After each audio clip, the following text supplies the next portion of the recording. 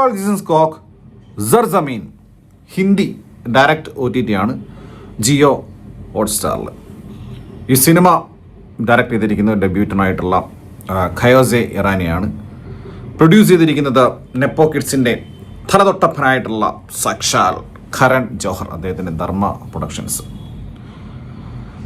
മലയാളത്തിലെ പൃഥ്വിരാജ് സുകുമാരൻ, നമുക്ക് ഒരേ ഒരു പൃഥ്വിരാജല്ലേ ഉള്ളൂ.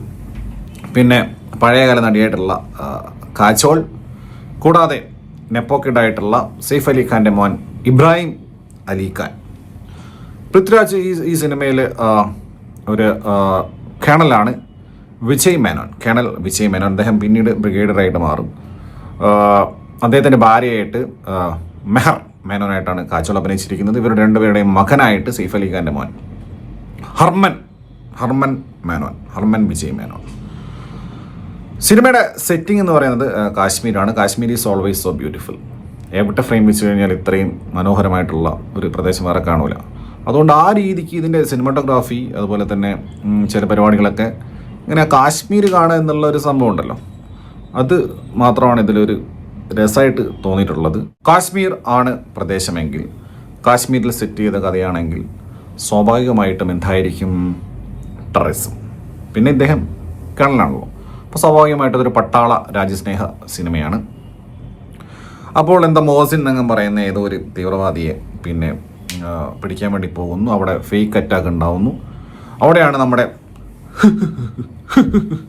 പൃഥ്വിരാജിൻ്റെ എൻട്രി എന്ന് പറയുന്നത്. അദ്ദേഹം കവളൊക്കെ ഇങ്ങനെ, രണ്ട് കവളുകളൊക്കെ ഇങ്ങനെ വിറപ്പിച്ചിട്ട്, സ്ലോ മോഷനിൽ കവളുകൾക്ക് വിറപ്പിച്ചിട്ട് ഇങ്ങനെ ഓടി വരുന്നു. പിന്നെ വെടിവെപ്പ്, ബോംബേർ, പിന്നെ ആക്രമണം, കുറേ പട്ടാളക്കാർ മരിക്കുന്നു. ആസ് യൂഷ്വൽ ഇതാണ് ഓപ്പണിംഗ് സീൻ. അങ്ങനെയാണ്. അത് കഴിഞ്ഞിട്ട് പിന്നെ ഇദ്ദേഹത്തിൻ്റെ ഫാമിലി, ഇതിൽ അധികം ആൾക്കാരൊന്നുമില്ല. മറ്റേ ഇറാനി ഉണ്ട്, വേറെ അങ്ങനെ അധികം ആൾക്കാരൊന്നുമില്ല. അങ്ങനെ ഈ ഫാമിലി ഡ്രാമയാണ്. പിന്നെ ഇതിനകത്ത് ഒരു പട്ടാള പടത്തിനകത്ത് ഫാമിലി ഡ്രാമയും കൂടി കയറി വന്നങ്ങനെ ഉണ്ടാവും. ഇദ്ദേഹത്തിൻ്റെ മകന്, അതായത് സെയ്ഫ് അലി ഖാൻ്റെ മകനായിട്ടുള്ള, ഇതിൽ പൃഥ്വിരാജിൻ്റെ കാജോളിൻ്റെ മകനായിട്ട് അഭിനയിച്ചിട്ടുള്ള അദ്ദേഹത്തിന് സ്റ്റാമറിങ് ഉണ്ട്, വിക്കുണ്ട്. അപ്പോൾ അത് ഇദ്ദേഹത്തിന് നാണക്കേടാ. എന്ത് പരിപാടിയും മനസ്സിലായിട്ടില്ല. അത് മോട്ടിവേഷൻ ആയിട്ടാണെന്നാണ് പൃഥ്വിരാജിൻ്റെ കഥാപാത്രം പറയുന്നത്. അതായത് നെഗറ്റീവ് മോട്ടിവേഷൻ. ഒരാളെ നെഗറ്റീവ്ലി മോട്ടിവേറ്റ് ചെയ്യല്ലോ, പോസിറ്റീവ്ലി അല്ലാതെ. അത് ഭയങ്കര ബാഡ് പാരൻറ്റിങ് ആണ്. അപ്പോൾ അതിൻ്റെ ട്രോമയൊക്കെ ആയിട്ട് ഈ കുട്ടി ചെറുപ്പത്തിൽ അമ്മയുടെ സ്നേഹമുള്ള അച്ഛനായിട്ട് ഭയങ്കര ഡിറ്റാച്ച്ഡ് ആണ്. അതിൻ്റെ ഒരു കോൺഫ്ലിക്റ്റ് പരിപാടി. അതിൻ്റെ ഇടയ്ക്ക് കുറച്ച് പാട്ട്, ഇങ്ങനെ ഒരു ഭയങ്കര സ്ലോയിലാണ് പോകുന്നത്. ഒരുമാതിരി പാട്ടുകളൊക്കെയാണ്. പിന്നെ സ്ഥിരം ബോംബ് കഥ. അതായത് ഓൾറെഡി 2 തീവ്രവാദികൾ പിടിച്ചു വെച്ചിട്ടുണ്ട്. ആ തീവ്രവാദികളെ രക്ഷിക്കാൻ വേണ്ടി ഇവനെ തട്ടിക്കൊണ്ടുപോകുന്നു, ഇബ്രാഹിം അലി ഖാനെ തട്ടിക്കൊണ്ടുപോകുന്നു, പൃഥ്വിരാജിൻ്റെ മോനെ. അപ്പോൾ അതാണ് ഈ സിനിമയുടെ ഒരു ബാക്ക്ഗ്രൗണ്ട് എന്ന് പറയുന്നത്. അങ്ങനെ പൃഥ്വിരാജിൻ്റെ കഥാപാത്രത്തിന് അടുത്ത കോൺഫ്ലിക്റ്റ് ഭയങ്കര അണ്ടർപ്ലേ ആണ്. അണ്ടർപ്ലേ കഥാപാത്രമാണ്. അടുത്ത കോൺഫ്ലിക്റ്റ് എന്താണെന്ന് വെച്ച് കഴിഞ്ഞാൽ മകനെ തട്ടിക്കൊണ്ടുപോയല്ലോ. അപ്പം മകനാണോ വലുത് അതോ മാതൃരാജ്യമാണോ വലുത്? മാതൃരാജ്യം മകൻ മാതൃരാജ്യം, ഈ കോൺഫ്ലിക്റ്റാണ്. അപ്പോൾ പൃഥ്വിരാജ് എനിക്കെൻ്റെ മാതൃരാജ്യമാണ് വലുത് പറഞ്ഞിട്ടുള്ള നാടക ഡയലോഗും പരിപാടിയൊക്കെയാണ്. പിന്നെ കുറേ മണ്ടത്തരങ്ങളും കുറേ ഇലോജിക്കൽ സംഭവങ്ങളൊക്കെ ഉണ്ട്. ദെൻ ആഫ്റ്റർ 8 years, 8 വർഷം കഴിഞ്ഞിട്ടാണ് കഥ നടക്കുന്നത്. അതിഭീകരമായ ട്വിസ്റ്റൊക്കെ ഉണ്ട്. ട്വിസ്റ്റ് ഞാൻ പറയുന്നില്ല, നിങ്ങൾ തന്നെ കണ്ടു നോക്കുക, സ്പോയിലറാ. അങ്ങനെ പിന്നീട് നാടകം ഇങ്ങനെ വികസിച്ച് വരിക. നാടകത്തിൻ്റെ ഈ ഡ്രാമാറ്റിക് ആയിട്ടുള്ള പരിപാടികൾ ഇങ്ങനെ കൂടിക്കൂടി വരിക. അതിനുശേഷം അങ്ങനെ പിന്നെ ഈ നെപ്പോ കിഡിൻ്റെ കുറേ പരിപാടികൾ, അദ്ദേഹത്തിൻ്റെ പൃഥ്വിരാജിൻ്റെ കുറേ പരിപാടികൾ, കാജോളിൻ്റെ കരച്ചിലും പിടിച്ചിലും. അതിനിടയ്ക്ക് നസീറിൻ്റെ കാലത്തുള്ള ഡിസ്റ്റൊക്കെ ഉണ്ട്. ഒരാൾ വെടിവെക്കുമ്പോൾ മറ്റേ തോക്ക് മാറ്റി മറ്റേയാളെ വയറിന് വെടികൊള്ളുക. അയ്യോ അങ്ങനെയുള്ള ഇതൊക്കെ പോട്ടെ നോക്കാം. ക്ലൈമാക്സ് അതുവരെ ഒരുവിധമൊന്നും ഇങ്ങനെ എന്തെങ്കിലും കാശ്മീർ ഇങ്ങനെ കണ്ടിരിക്കുക. അതിൻ്റെ ഇടയ്ക്ക് ഒരു ചേസൊക്കെ ഉണ്ട്, അതൊക്കെ നന്നായിട്ട് എടുത്തിട്ടുണ്ട്, ചേസും വണ്ടി മറയുന്ന കാര്യങ്ങളൊക്കെ. പക്ഷേ ക്ലൈമാക്സ് ആയപ്പോൾ ഫുള്ള് അച്ഛ മഖ ഈ ലെവലിലുള്ള നാടക പരിപാടി എന്ന് വെച്ച് കഴിഞ്ഞാൽ ഇൻക്ലൂഡഡ് കഥാപ്രസംഗം. നാടകത്തിനകത്ത് കഥാപ്രസംഗമുണ്ട്. എന്നിട്ട് സെയ്ഫ് അലി ഖാൻ്റെ മോനും നമ്മുടെ പൃഥ്വിരാജനും കൂടെ നിലത്ത് കിടന്ന് ഇഴയുന്നു. ഇങ്ങനെ ഇഴയുക, അയ്യപ്പ ബൈജൊക്കെ ഇഴയും പോലെ ഇഴയുന്നു, അങ്ങോട്ടും ഇങ്ങോട്ടും പിടിയുമ്പോൾ. അതിനിടയ്ക്ക് ഏറ്റവും വലിയ ക്ലീഷേ, ലോക സിനിമ ഉണ്ടായ കാലം മുതൽക്കുള്ള ക്ലീഷേ, തീവ്രവാദികളിൽ ബോംബ് വയ്ക്കുന്നു. 1 bomb, 2 bomb, 3 bomb, 5-6 time bomb വെക്കുന്നു. അപ്പോൾ ടൈം ഇങ്ങനെ കൗണ്ട് ഡൗൺ ആവുന്നു. ദഫാ പൊട്ടും എന്ന് പറഞ്ഞിട്ടുള്ള പരിപാടി. അങ്ങനെ അവസാനം എല്ലാവരും കൂടെ ഇങ്ങനെ മലർന്ന് കിടക്കുക. ഒരു കിങ് സൈസ് ബെഡിൽ ഒരു ഫാമിലി കിടക്കും പോലെ ഇങ്ങനെ മലർന്ന് കിടക്കുക. ഇതാണ് ഈ സിനിമ എന്ന് പറയുന്നത്. ഇതിൻ്റെ അവസാനം പെട്ടെന്ന് എഴുന്നേറ്റ് ഓഫാക്കി പോരുത്, ടൈലൻറ്റും കൂടെ ഉണ്ട്, അതുകൊണ്ടും കാണും. സെയ്ഫ് അലി ഖാൻ്റെ മോൻ ഇബ്രാഹിം അലി ഖാൻ്റെ ഒരു ഡയലോഗ് ഉണ്ട്, ഹാരിസ് ദുർബലനല്ലടോ. ഇനി പറയാൻ പോകുന്നത് ഈ സിനിമയായിട്ട് ബന്ധപ്പെട്ടല്ലേ.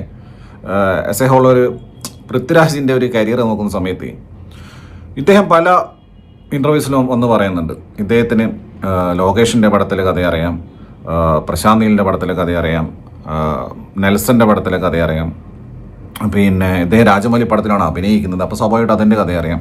പിന്നെ അടുത്ത് ഇദ്ദേഹം പറയാൻ പോകുന്നത് മറ്റേ മനോജ് തിവാരീൻ്റെ രാമായണത്തിൻ്റെ കഥ അറിയാമെന്നായിരിക്കും, അത് നമുക്കും അറിയാം.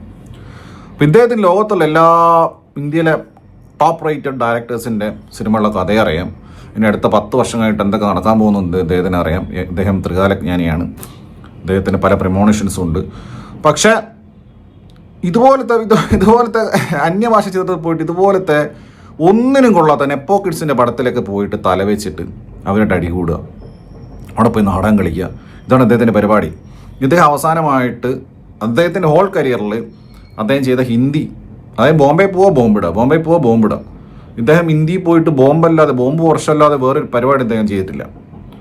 ആ സിനിമയുടെ പേര് ഞാൻ പറയാം. അയ്യയിലാണ് ഇദ്ദേഹം ആദ്യമായിട്ട് ഹിന്ദിയിൽ അഭിനയിച്ചിട്ടുള്ളത്, ഐറ്റം ഡാൻസറായിട്ട്. അത് ഭയങ്കര ഹിറ്റാണല്ലോ അതിലെ പാട്ട്. ഐറ്റം ഡാൻസറായിട്ട് റാണി മുഖർജിയുടെ കൂടെ. ഔറംഗസേബിൻ്റെ നായകൻ എന്ന് പറഞ്ഞാൽ ഇഹലോക മോയന്തായിട്ടുള്ള അർജുൻ കപൂർ, പുള്ളിയുടെ കൂടെയൊക്കെ പോയിട്ട് അഭിനയിച്ച് അതും പൊട്ടിച്ചേക്കും. നാം ശബാന, താപ്സി പണ്ണുവിൻ്റെ കൂടെ പിന്നെ അഭിനയിച്ച പടം, അതും പൊട്ടി. ചോട്ടേമിയാൻ അത് ഇതുപോലെ ട്രോൾ മെറ്റീരിയൽ ആയിട്ടുള്ള വേറൊരു വില്ലൻ കഥാപാത്രമല്ല, മുഖംമൂടി വില്ലൻ. അതിൽ പോയിട്ട് ടൈഗർ ഷെറോഫിൻ്റെ അടി വാങ്ങുന്നു, കിലാടിയുടെ അടി വാങ്ങുന്നു. അപ്പം അങ്ങനെയാണ് പിന്നെ അദ്ദേഹം ഈ സിനിമയിലേക്ക് എത്തിപ്പെടുന്നത്, ഈ OTT പടം. സർസമീൻ ആരും അറിയാതെ OTTയിൽ അങ്ങ് പൊട്ടിച്ച് പോകുന്ന വിചാരിച്ചാണ്. പക്ഷേ നാട്ടുകാരെല്ലാം അറിഞ്ഞ് ഇതൊരു പറകുണ്ടായി മാറിക്കഴിഞ്ഞിട്ടുണ്ട് ഓൾറെഡി. ഇതിൻ്റെ കൂടുതൽ ആളുകൾക്കും ഇത് വർക്കായിട്ടുള്ളതാണ് മനസ്സിലാക്കാൻ സാധിക്കുന്നത്. അപ്പോൾ ഞാൻ അത് ചോദിക്കുന്നത്, മലയാളത്തിലുള്ള ഒരു അത്രയും ടയർ 2 ഇതിനൊക്കെ സമയമുണ്ട്. ഇതുപോലത്തെ സിനിമകളിലൊക്കെ പോയിട്ട് അവിടെ അത് പൊട്ടിക്കാനും ഒരു പ്രാധാന്യമില്ലാത്ത ഒരു കാര്യമില്ലാത്ത കഥാപാത്രങ്ങൾ സൈഡ് റോളും വില്ലനൊക്കെ ചെയ്യാനൊക്കെ ഇദ്ദേഹത്തിന് സമയമുണ്ട്. ഇവിടെ മലയാളത്തിൽ ഇദ്ദേഹത്തിന് അങ്ങനെയുള്ള സ്പേസ് ഉണ്ടെന്നേ. ലാലേട്ടനും മമ്മൂക്കയും കഴിഞ്ഞാൽ ഇദ്ദേഹത്തിനാണ് സ്പേസ് ഉള്ളത്, ആക്സെപ്റ്റബിൾ ആയിട്ടുള്ള നടനാണ്. പക്ഷെ ഇദ്ദേഹം അതിൽ യാതൊരു ഇമ്പ്രൂവ്മെൻറ്റും കാണിക്കാതെ വർഷങ്ങളായിട്ട് ഒരേ ഗെറ്റപ്പിൽ ഇങ്ങനെ നടക്കുക. ആടുജീവിതം മറക്കുന്നില്ല. എന്നിരുന്നാൽ കൂടെ കുറേ കാലമായിട്ട് ഇദ്ദേഹത്തിൻ്റെ ഒരു കൈൻഡ് ഓഫ് ആക്ടിങ് എന്ന് പറയുന്നത് ഒരു ഇതിൻ്റെ ഒരു വളർച്ച കാണാൻ വേണ്ടി സാധിക്കുന്നില്ല. അത് ശരിക്കും അദ്ദേഹം ഡിസേർവ് ചെയ്യുന്ന ഒരു സ്പേസ് അദ്ദേഹം മലയാളത്തിൽ എടുക്കുന്നില്ല. അത് അദ്ദേഹം തീർച്ചയായും എടുക്കേണ്ടതാണ്. കാരണം ഇവിടെ പൃഥ്വിരാജ്, നമ്മുടെ തമാശ പറയാം നമുക്കൊരു പൃഥ്വിരാജിലുള്ളൂ എന്ന്. പക്ഷെ എന്നിരുന്നാൽ കൂടെ പൃഥ്വിരാജിന് പകരം വെക്കാൻ പറ്റിയ നടൻ മലയാളത്തിലില്ല. അദ്ദേഹത്തിന് ചെയ്യാൻ പറ്റുന്ന റോൾസ് ഇഷ്ടം പോലെ ഇവിടെ റൈറ്റേഴ്സും ഉണ്ട്. അദ്ദേഹത്തിന് ഇഷ്ടം പോലെ ജോൺറയിൽ സിനിമകൾ ചെയ്യാൻ വേണ്ടി സാധിക്കും. പിന്നെ അദ്ദേഹം രാജമൗലി സിനിമയിലേക്ക് പോയി കഴിഞ്ഞാൽ സമയം കിട്ടില്ല, ശരിയാണ്. വലിയ പ്രൊജക്ട്സ് പകുതി വഴിക്ക് ഇവിടെ നിൽക്കുന്നുണ്ട്. എന്നാൽ കൂടെ ഇത്തരം സിനിമകളിൽ പോയി തലവെക്കുന്ന എന്തിനാണെന്നും മനസ്സിലായിട്ടില്ല.